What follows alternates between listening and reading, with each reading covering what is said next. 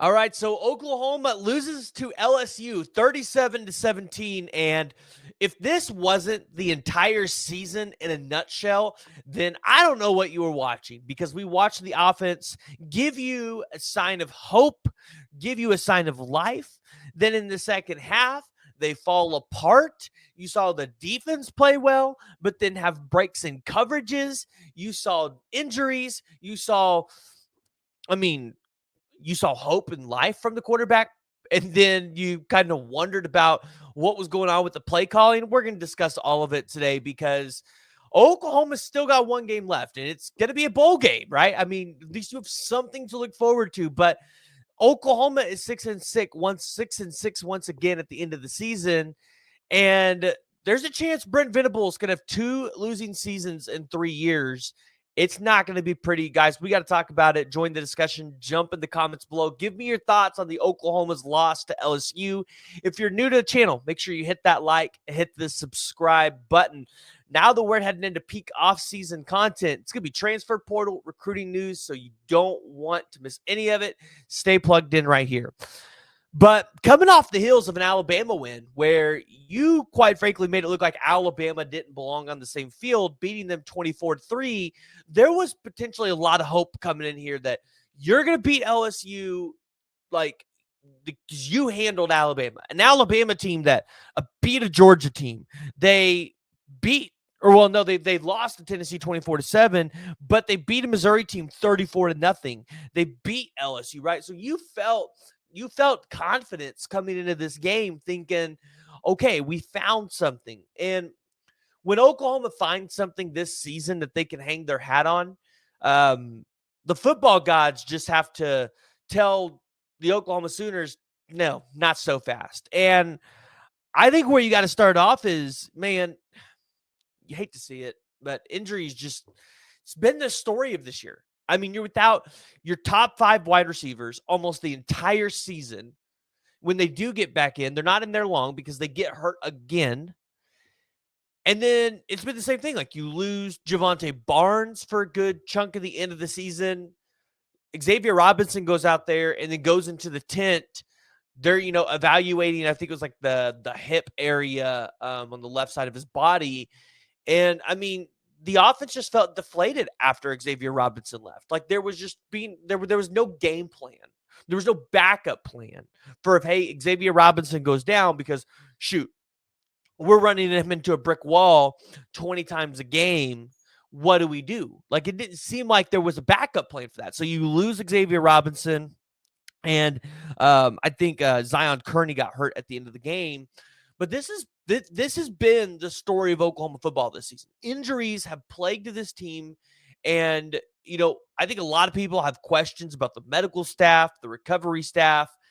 I'm not going to comment there because I don't know what's going on, but it definitely seems like there's a problem, and I'm sure that's going to be something that's addressed at the end of the season. I don't think it's a Jerry Schmidt thing, because you didn't have these issues way back in the day before recovery and the medical staff, before that stuff really progressed and got better. So, back in the day in the early 2000s when Schmidt was here, you didn't have a ton of these problems. So I don't think it's him. I know a lot of OU fans want to look at him and say it's the problem. I don't think it's him. So, kind of taking a look at the game today. And, if you're Oklahoma, I think there's 3 things you really got to look at. And the first one is execution. I think multiple times, I think Oklahoma had good plays and they just didn't execute. And one play that I thought they executed really well on was Jackson Arnold's 50-yard pass to J.J. Hester. And that was the Jackson Arnold that I think we should have been able to, and we've wanted to see all season long. A guy that was just going to sling it down the field. I mean, that's quite frankly what it was. Jackson Arnold was just slinging it down the field, letting it ride. And they did that in the Arizona game, and I thought, hold on.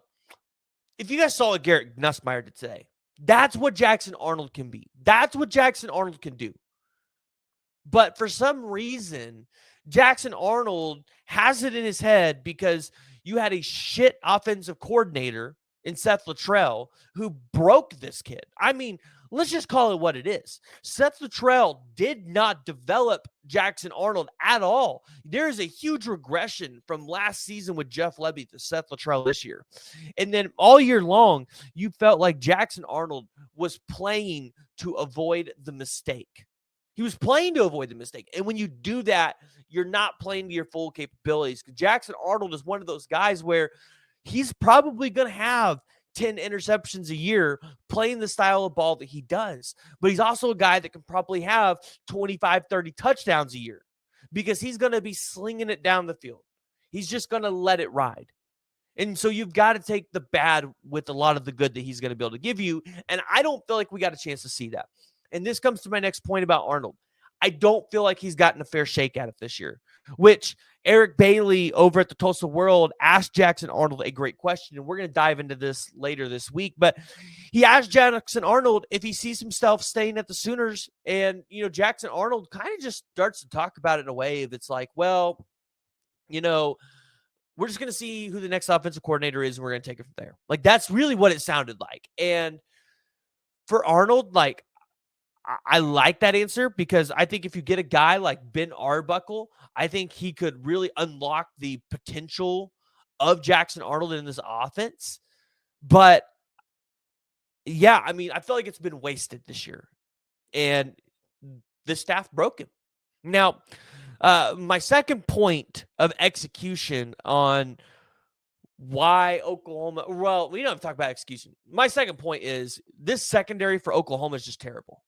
Like, I don't think the safety room is that bad. I really like what you have there, especially in the younger guys with RSJ and Peyton Bowen and Michael Boganowski and Reggie Powers. But outside of Eli Bowen, I'm not sure what you have in this cornerback room. Kenai Walker is not good. He's taller, but he's not good. And Kenai Walker shouldn't be playing for Oklahoma at this point. Woody Washington, I get it. He stuck it out with you when the times were bad, everything was tough. But my God, how many times are we going to let him make these mistakes and continue to put Woody Washington out there? He plays soft ass coverage. Really, he does. And so, I mean, we talk about wanting to be the next Alabama or wanting to be the next Georgia. Their corners don't play like this. Yet we continue to allow corners to go out there and play soft ass coverage. So, in my opinion, this is one of the rooms that you have to go out there and you have to overhaul in the transfer portal this year. And no guy that you should get in the transfer portal should be smaller than 6'1". Everybody in the cornerback room should be 6'1" or taller. If you get somebody that's 5'9", 5'10", 5'11", they better be just stand out one of the top 15 players in the country at that position.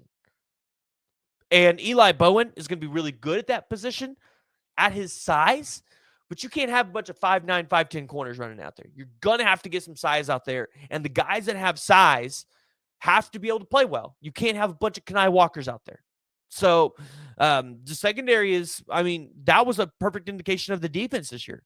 The defense plays well, but the secondary gives up huge chunk plays all the freaking time. And somehow they played their best game against Alabama. So looking at that, and then third, it's the offensive line. I mean, Jackson Arnold, when he wanted to drop back and pass in the second half, he didn't have time this week. And we started talking about how the offensive line got a little better. And I think you're encouraged with what you potentially have coming back next season. But I'm not sure what you do for the offensive line at this position, because I'm not sold on Howland being a starter yet. I think he's going to be really good, and I want him to be here. I don't know if he's a starter yet. I think he's a great two-deep tackle right now as it sits. You know, if Sexton doesn't return next year, which there's been a lot of smoke about that, do you have to go out there and find another left tackle in the portal? And if so, like, do you want to take a portal left tackle? Like, or do you want to roll with what you have, like in an Isaiah Autry-Dent or something? I don't know. I don't know what the answer is. This offensive line, though, I mean, the amount of sacks that they've given up this year, it's absolutely mind-blowing.